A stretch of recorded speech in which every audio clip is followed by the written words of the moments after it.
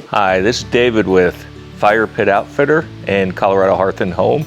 Wanted to show you a couple of linear burner options.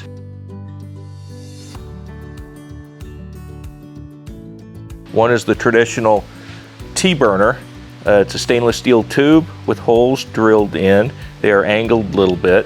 I'm running 150,000 BTUs to it. It's all going through a manual on-off valve, which limits it to 150,000 BTUs. So we'll have the same amount of gas going to each of them.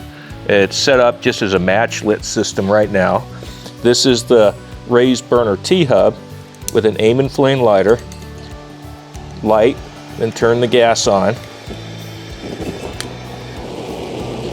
I've noticed the T-burner, once there's lava rock over it, it'll ignite these other holes, but it does take it a little bit to reach those outer holes. But if you have a cover over it, it will spread the gas out a little bit and it'll light automatically. But that is a 36-inch T-burner by Hearth Products Controls.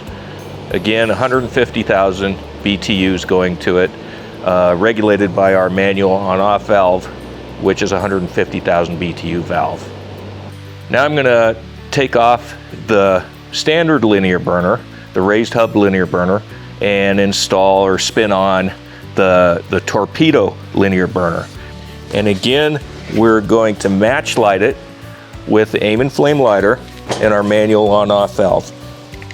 Light the flame, put it over the burner, and turn the gas on. You'll notice this one ignites completely across without any help or without any fill on top. And the flame difference is pretty substantial, I would say the least. Same amount of gas, same size burner, but the flame is much higher, much more yellow from the get-go. It'll even yellow up a little more once it's covered a little bit with your fill material, either lava rock, fiberglass, rolled lava stones, whatever you decide to put over it. This is the jetted brass Crossfire burner.